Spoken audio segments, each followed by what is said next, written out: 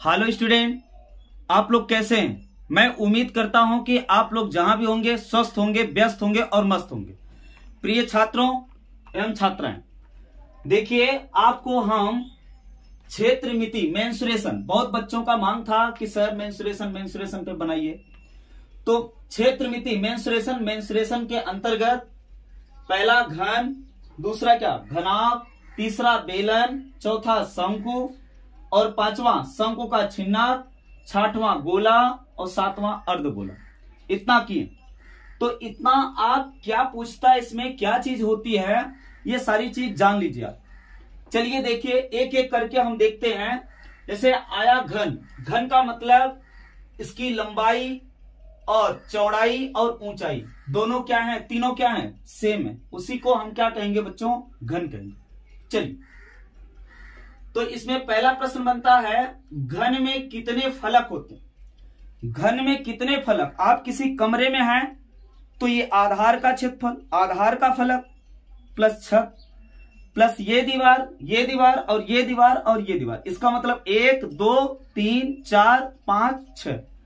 तो घन में कितने फलक? 6 फलक होते। जैसे देख लो, एक फलक ये है, ये फर्श है, ये छत, 2 फलक, तीसरा फलक ये, चौथा ये, पांचवा ये और छठवां ये। तो 6 फलक हो गए, इसमें दिक्कत नहीं होनी चाहिए बच्चों। चलिए घन के पृष्ठीय तलों की संख्या, पृष्ठीय तलों की संख्या का मतलब वही क्षेत्र, मतलब फलक कहे चाहे पृष्ठीय तलों की संख्या।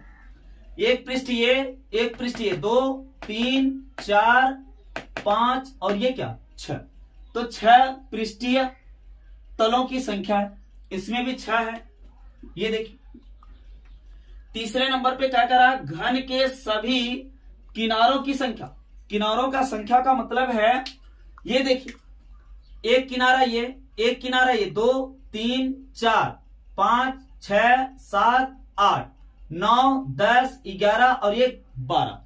यानी किनारों का मतलब क्या है, जैसे ये कॉपी है, ये किनारा ये लिया जा रहा है, ये फर्श है, ये दीवार, तो ये किनारों की संख्या कितनी बच्चों, 12। ये 12 हो गया, इसमें दिक्कत नहीं होनी चाहिए। चलिए करा घन के एक किनारा बनाने के लिए सतहों की संख्या। तो बताइए एक किनारा का मतलब, जैसे ये किनारा बना है, ये किताब की तरह देखो, ये कॉपी की तरह, तो एक किनारा ये किनारा बनाने के लिए कितनी सतह, 1 और 2 सतह का आवश्यकता है कि नहीं? तो एक किनारा बनाने के लिए बच्चों कितनी सतहों की आवश्यकता होती है, 2 सतहों की आवश्यकता होती है। चलिए घन के सभी शीर्षों की संख्या, घन के शीर्ष का मतलब कोण उसके, तो कितने शीर्ष हैं, 1 शीर्ष, 2 3 4 5 6 7 और 1 8। तो 8 क्या है शीर्ष, इसमें दिक्कत नहीं होनी चाहिए। चलिए घन के एक शीर्ष बनाने के लिए सतहों की संख्या। अब बताइए एक शीर्ष का मतलब एक कोना बनाने के लिए कितने सतह की आवश्यकता होगी? तो देखिए प्यारे बच्चों ध्यान देंगे, ये देखो एक कोण बनाने के लिए कितनी सतह की आवश्यकता पड़ती है। देखिए ये ऐसे कॉपी अगर है तो ध्यान देंगे, ये देखिए एक सतह ये, एक सतह ये, 2 2 1 3। अब इस फिगर में देखिए आप, ये कोण बनाने के लिए देखिए एक सतह ये पीछे वाली, एक सतह ये बगल वाली, एक सतह ये फर्श।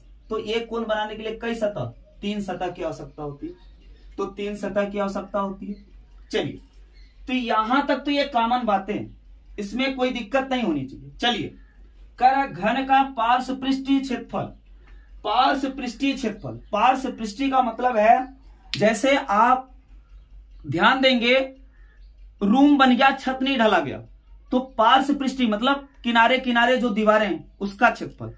घर पे मकान बगल में, रूम में बगल में कहीं मशीन लगी रहती है, उसका टंकी जलाशय जो, तो वो भी क्या है, वो पार्श्व पृष्ठ। पार्श्व पृष्ठ का मतलब है घन के क्या का, इधर घन का पार्श्व पृष्ठीय क्षेत्रफल। तो पार्श्व पृष्ठीय क्षेत्रफल का मतलब है कि ये दीवार और ये दीवार और ये दीवार और ये दीवार, ऊपर और नीचे की बात नहीं कर रहा। तो इसका मतलब क्या है, ये घन है तो घन का ये वाला और ये वाला हिस्सा छोड़कर ये सभी चारों दीवारों का क्षेत्रफल। तो चारों दीवारों का क्षेत्रफल 4 गुणे भुजा का स्क्वायर। चूंकि क्या एक का क्षेत्रफल क्या हो जाएगा, भुजा का स्क्वायर। क्या है, घन है तो घन की लंबाई चौड़ाई ऊंचाई सब बराबर, इसका मतलब क्या हुआ तो ये क्या हो जाएगा a इंटू ए वो वाला पीछे वाला, ये इंटू ए इंटू ए, तो ये क्या 4 गुणे भुजा का स्क्वायर। तो इसका मतलब है घन का पार्श्व पृष्ठीय क्षेत्रफल बराबर कितना हो जाएगा बेटा 4 गुणे भुजा का स्क्वायर हो जाएगा। अब आप देखिए पार्श्व पृष्ठीय क्षेत्रफल हो गया, करा घन का संपूर्ण पृष्ठीय क्षेत्रफल। तो ये बताइए संपूर्ण पृष्ठीय क्षेत्रफल कई पृष्ठ है भाई, 6 पृष्ठ है, 1 2 3 4 5 और ये क्या 6, तो 6 पृष्ठ का क्षेत्रफल, एक पृष्ठ का क्षेत्रफल a इंटू ए भुजा का स्क्वायर, तो भुजा का स्क्वायर प्लस भुजा का स्क्वायर 6 बार, तो 6 गुणे भुजा का स्क्वायर, तो ये संपूर्ण पृष्ठ का क्षेत्रफल आ गया। अब देखिए घन का विकर्ण होता है भुजा √3 या अंडर√3 इंटू भुजा √3। विकर्ण का मतलब कभी कभी प्रश्न बनाता है, ध्यान देंगे कि कोई घनाभ और घन इसी पे प्रश्न बनता है, तो घन के लिए कहेगा कि कोई घनाकार कमरा है, उसमें सबसे लंबी सी लंबी छड़ क्या रखी जा सकती है। तो सबसे लंबी सी लंबी छड़ का मतलब वो विकर्ण पूछ रहा है, डायगोनल पूछ रहा है, विकर्ण पूछ रहा, तो ये कह रहा है विकर्ण। तो विकर्ण बराबर क्या होता है भुजा का क्या, ये क्या √3 इंटू भुजा। इसका मतलब क्या हुआ √3 इंटू भुजा, तो ये आप विकर्ण निकालोगे तो लंबाई का स्क्वायर प्लस चौड़ाई का स्क्वायर प्लस क्या ऊंचाई का स्क्वायर, इसमें लंबाई चौड़ाई ऊंचाई दोनों बराबर है, तो a square plus a square plus a square 3a square, a square का बाहर मतलब भुजा निकल जाएगा, रूट के अंदर 3 बचेगा। तो ये हो गया। चलिए अब कह रहा घन की भुजा, अगर घन का आयतन दिया है तो भुजा ज्ञात करने के लिए ध्यान देंगे, कभी कभी घन का आयतन देके भुजा पूछता, तो भुजा बराबर हो जाएगा बेटा इसका आप क्या निकाल लीजिएगा घनमूल निकाल लीजिएगा, यानी जो क्या दिया आयतन दिया है उसका भुजा अगर घन की निकालना चाहते हो, जिस घन का आयतन दिया उस घन का भुजा अगर निकालना चाहते हो तो उसका क्या निकालेंगे आप घन मूल निकाल लेंगे, वो भुजा आ जाएगी। तो अब देखिए ये ऐसे से करते करते ये 10वां पॉइंट 11 पॉइंट कह रहा है घन का आयतन क्या है भुजा की पावर कितना 3, घन का आयतन लंबाई गुणे चौड़ाई गुणे ऊंचाई, इसमें लंबाई और चौड़ाई और ऊंचाई तीनों क्या है सेम है, तो a इंटू ए यानी भुजा का क्या हो जाएगा स्क्वायर हो जाएगा, तो घन का आयतन भुजा का स्क्वायर। तो ये लगभग 10-11 बातें थी इसमें। अब घन आपको पूर्ण रूप से समझ में आ गया होगा कि क्या चीज है घन। अब देखिए घन से ही रिलेटेड घनाभ होता है, इसमें क्या होता है जैसे घनाभ में लंबाई अलग हो जाएगी, चौड़ाई अलग हो जाएगी, ऊंचाई अलग हो जाएगी, तो ये सेम भी हो सकते हैं, उसमें दिक्कत नहीं है, लेकिन यार ये मतलब क्या है कि लंबाई चौड़ाई ऊंचाई में कुछ न कुछ अंतर जरूर दिखने को मिलेगा। चलिए तो घन को आप क्या बोले क्यूब और इसको बोलते हैं क्यूबाइड। तो ये घनाभ है, तो घनाभ में देखिएगा पहले पॉइंट से लेकर 6वां पॉइंट तक ये सब कॉमन होगा, ये पहला दूसरा तीसरा चौथा 5वां और 6वां पॉइंट तक घनाभ में भी कॉमन होगा। कैसे घनाभ में कह रहा है कि घन में जैसे घन में कितने फलक, तो इसमें पूछेगा घनाभ में कितने फलक, तो इसमें भी 6 फलक होते हैं। कह रहा घन के पृष्ठीय तलों की संख्या, तो घनाभ के पृष्ठीय तलों की संख्या ये भी 6 हो जाएगी। घन के सभी किनारों की संख्या, तो घनाभ के सभी किनारों की संख्या 12 हो जाएगी, उसमें दिक्कत नहीं। घन के एक किनारे बनाने के लिए सतहों की संख्या, तो घनाभ के एक किनारे बनाने के लिए सतहों की संख्या 2 होगी। घन के सभी शीर्ष की संख्या, तो सभी शीर्षों की संख्या का मतलब उसमें 8 कोण है, तो इसमें भी 8 कोण है, 1 2 3 4 5 6 7 8 कोण हो गया, तो ये हो गया। फिर कह रहा घन के एक शीर्ष बनाने के लिए कितनी सतह की आवश्यकता होती है 3 सतह, तो इसमें भी ये चीज कॉमन है, अर्थात 5वां 6वां पॉइंट तक कॉमन है। अब 7वां पॉइंट में अलग हो जाएगा, क्या हो जाएगा 7वां पॉइंट में लिख रहा हूं, क्या लिखा हूं देखो, घनाभ का पार्श्व पृष्ठ का मतलब ये चारों दीवारों का क्या क्षेत्रफल, पार्श्व पृष्ठीय क्षेत्रफल का मतलब है कि चारों दीवारों का क्या क्षेत्रफल, ये लंबाई और ये क्या ऊंचाई, तो ये लंबाई गुणे ऊंचाई, वो क्या चौड़ाई गुणे ऊंचाई, चौड़ाई गुणे ऊंचाई, तो जितना ये उतना ही आगे, जितना ये उतना ही ये, तो इसका मतलब यही लिखे हम, क्या लिखे 2 into H L plus B. तो ये हो जाएगा क्या बेटा, घनाभ का पार्श्व पृष्ठीय क्षेत्रफल, चारों दीवारों का क्या क्षेत्रफल। ये दीवार का क्षेत्रफल इस दीवार के क्षेत्रफल के बराबर होगा, ये दीवार का क्षेत्रफल इस दीवार के क्षेत्रफल के बराबर होगा। तो उसके अनुसार अगर आप 2h का गुणा करोगे तो 2 भाई l into H, l into H तो 2lh, ये क्या 2bh तो 2bh, ये bh bh 2bh, इसीलिए 2h कॉमन ले लिए तो l प्लस क्या हो जाएगा b हो जाएगा। तो ये हो गया। अब देखिए घनाभ का संपूर्ण पृष्ठीय क्षेत्रफल, तो घनाभ का संपूर्ण पृष्ठीय क्षेत्रफल ये बताइए। अब इस दीवार का ये तो है, इसमें दिक्कत नहीं है, ये दीवार का क्षेत्रफल इस दीवार के क्षेत्रफल के बराबर होगा। तो इसका क्षेत्रफल क्या, संपूर्ण पृष्ठ का क्षेत्रफल, तो ये लंबाई और क्या है चौड़ाई है, तो एल बी रख दिया, जितना ये उतना ही है, तो इसलिए 2 का कॉमन लिया, 2 का गुणा करोगे तो ये आ जाएगा ये और ये आ जाएगा। अब ये देखो बी एच ये बी है और ये क्या है एच है बाबू, ये क्या है बी है और ये क्या है यल है। तो ये हो जाएगा क्या, ये 2bh भाई, ये भी bh ये भी bh, ये क्या है यल भी है, यल भी ये भी, यल भी ये भी। अब बचा क्या, ये वाला जो दिख रहा, ये वाला और उस तरफ वाला ये क्या है यल इंटू एच, तो यल इंटू एच 2, तो 2 यहां भी है, 2 यहां भी है, 2 यहां भी है, 2 कॉमन ले लिया गया। तो यही क्या हो गया, संपूर्ण पृष्ठ का करा घनाभ का संपूर्ण पृष्ठीय क्षेत्रफल आ गया। प्यारे बच्चों अब पूछता है घनाभ का आयतन, तो घनाभ का आयतन दिख रहा है,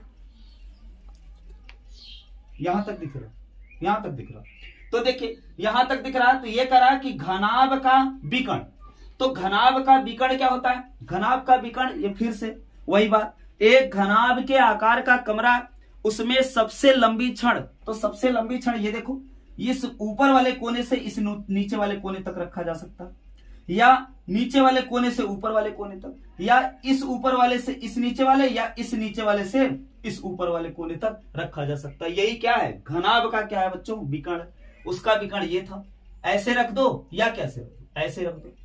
तो ये विकर्ण बराबर होता है अंडर रूट के अंदर L square plus B square plus H square, जहां एल बी एच ध्यान देंगे लंबाई है, बी चौड़ाई है और ऊंचाई क्या है एच। अब देखिए ये 9 हो गया।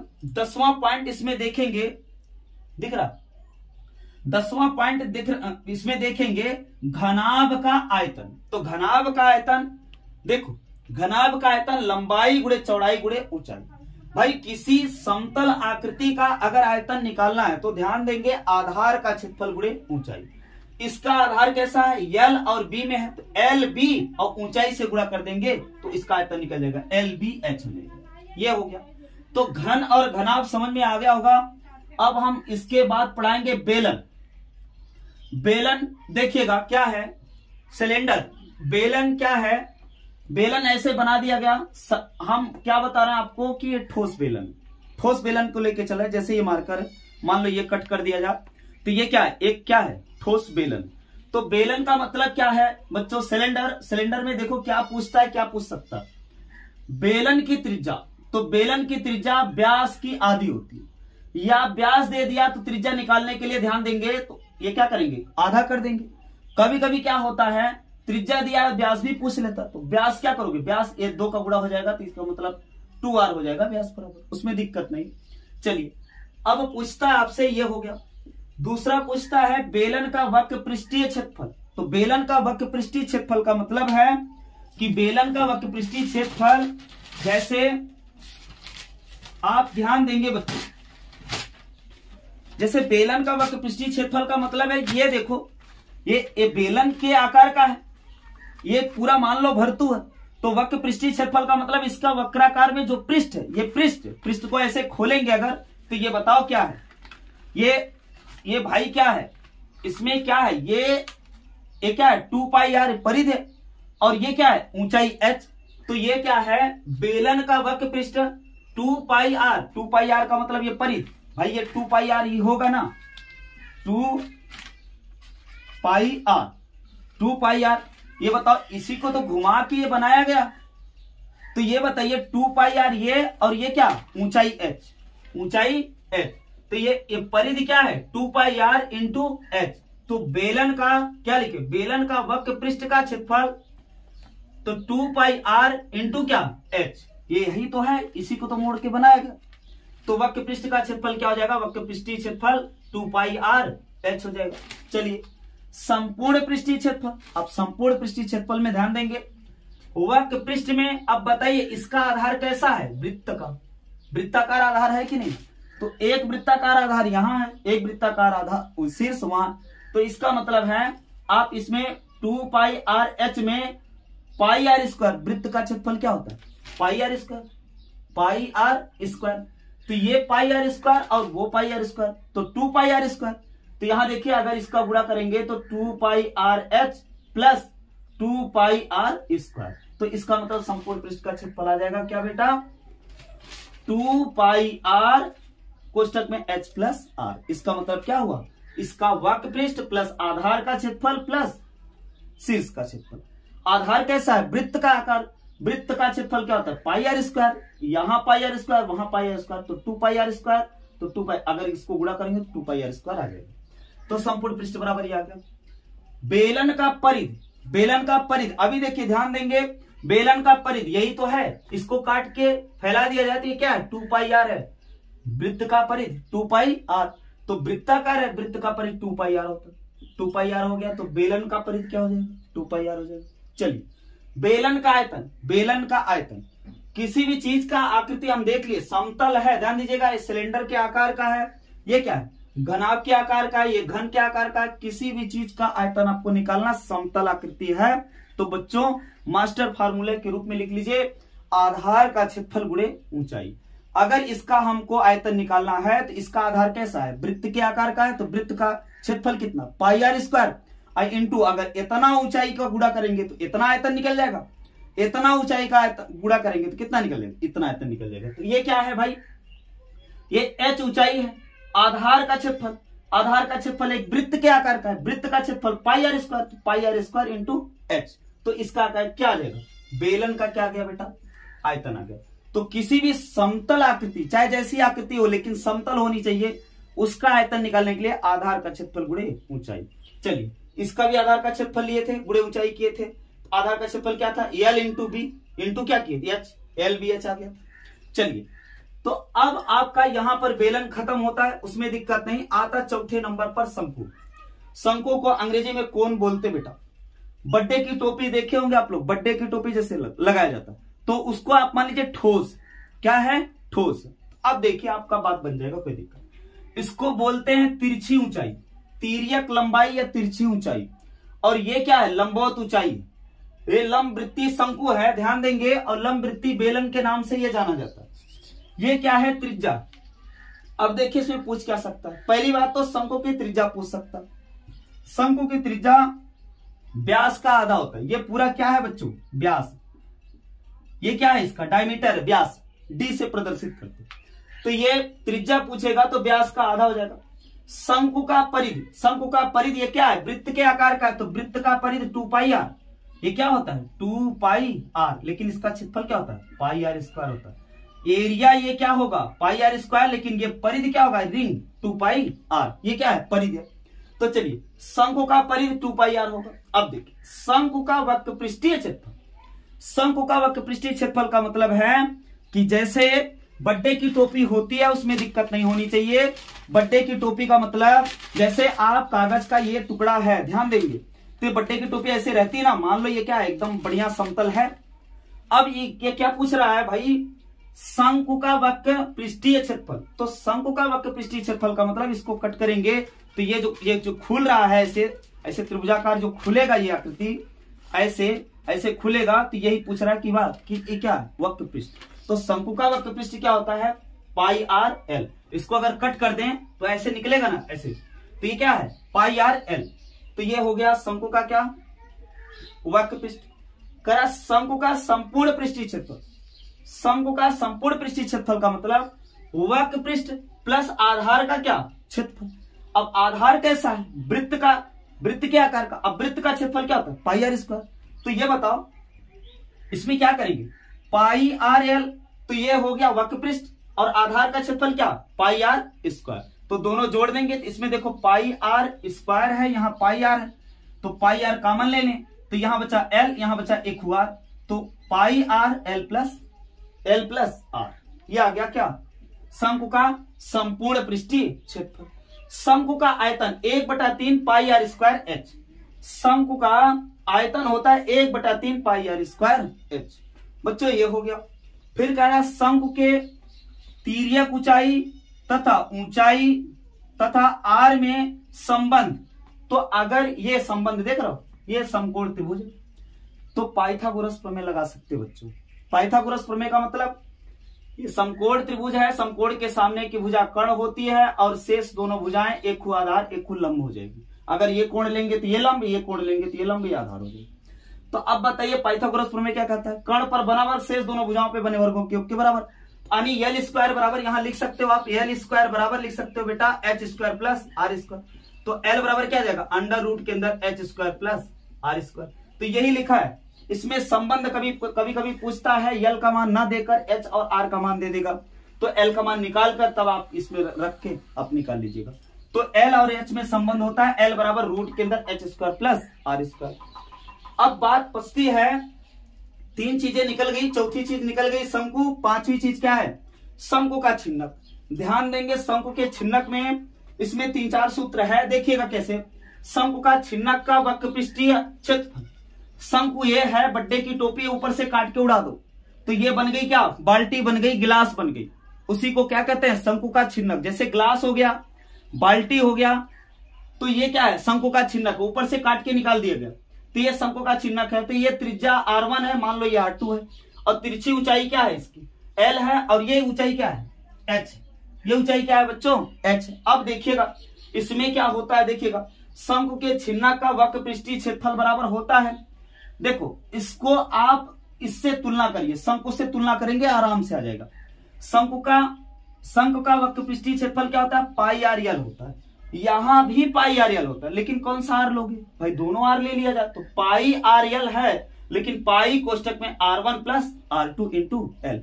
तो आप इससे तुलना करेंगे तो ज्यादा मजा आ जाएगा, ठीक है। तो पाई आर एल होता है तो पाई आर एल यहां भी होगा, लेकिन कौन सा आर होगा, दोनों आर होगा भाई, ठीक है, दोनों आर होगा। चलिए शंकु का क्या आ गया, शंकु के छिन्नक का वक्र पृष्ठीय क्षेत्रफल आ गया। चलिए शंकु के छिन्नक का संपूर्ण पृष्ठीय क्षेत्रफल, संपूर्ण पृष्ठीय क्षेत्रफल का मतलब है, पहली बात तो वक्र पृष्ठ का क्षेत्रफल आएगा प्लस इस आधार का क्षेत्रफल प्लस इस आधार का क्षेत्रफल। आधार कैसा है इसका, दोनों वृत्ताकार है, यहां पर R1 है, यहां पर क्या है R2 है, तो ये क्या होता है, वृत्त का क्षेत्रफल pi r square, pi r square, तो R2 का स्क्वायर और पाई R1 का स्क्वायर। तो इसका मतलब ऊपर वाले का क्षेत्रफल पाई R1 का स्क्वायर और ये पाई R2 का स्क्वायर। तो इसका मतलब दोनों जोड़ेंगे तो वक्र पृष्ठ में क्या जोड़ेंगे, दोनों आधार का क्षेत्रफल। तो वक्र पृष्ठ क्या है, पाई R1 प्लस R2, ये वक्र पृष्ठ है, प्लस इसके आधार का क्षेत्रफल pi r square plus pi R1 का स्क्वायर प्लस पाई R2 का स्क्वायर। तो ये आ गया शंकु के छिन्नक का संपूर्ण पृष्ठ आ गया। चलिए अब शंकु का आयतन, शंकु का आयतन देखिए, शंकु के छिन्नक का आयतन, शंकु का आयतन क्या होता है 1/3 पाई आर स्क्वायर एच। अब यहां पर क्या होगा, दिख रहा 1/3 पाई आर एच, और इसके बाद R1 का स्क्वायर प्लस R2 का square plus R1 into R2। चूंकि क्या है यहां पर क्या है, देखिएगा R स्क्वायर है, अब यहां पर R1 R2 है, तो R1 का स्क्वायर प्लस R2 का square plus R1 into R2, ये आ गया। अब देखिएगा ये तीसरा हो गया बच्चों। चौथा कह रहा है शंकु के छिन्नक, शंकु के छिन्नक में कह रहा क्या क्या संबंध है, L, H, R1 तथा R2 में संबंध। तो वहां पर आप देखेंगे यहां पर क्या आया था, ये देखिए L का स्क्वायर प्लस, सॉरी किधर गया शंकु, ये इसमें संबंध क्या लिखे थे, संबंध लिखे थे L बराबर अंडर रूट के अंदर H square plus R square. तो इसमें भी संबंध होगा H स्क्वायर और प्लस ये R का स्क्वायर, तो R का स्क्वायर इसमें क्या है R1 माइनस R2।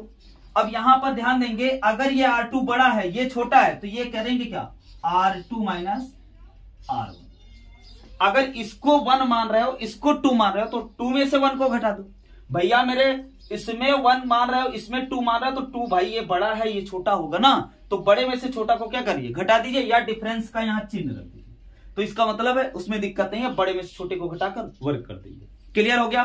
तो ये आ गया शंकु पूरा कंप्लीट है। इसके बाद अब चलिए बच्चों, तो ये 5वां नंबर का शंकु का छिन्नक हो गया। इसके बाद आता है गोला, स्फीयर। तो स्फीयर में देखेंगे, गोला में देखेंगे, गोला में बहुत चीज नहीं है, बस 3 चीजें हैं, ध्यान देंगे। क्या है? गोले की त्रिज्या पूछ सकता है बाबू, तो गोले की त्रिज्या व्यास का आधा होता है भाई, डायमीटर का आधा करोगे ये गोले की त्रिज्या हो जाएगी। अब देखिए इसके बाद क्या है, गोले का पृष्ठीय क्षेत्रफल। गोले का पृष्ठीय क्षेत्रफल होता है 4 pi r square, 4 pi r square, रट जाओ।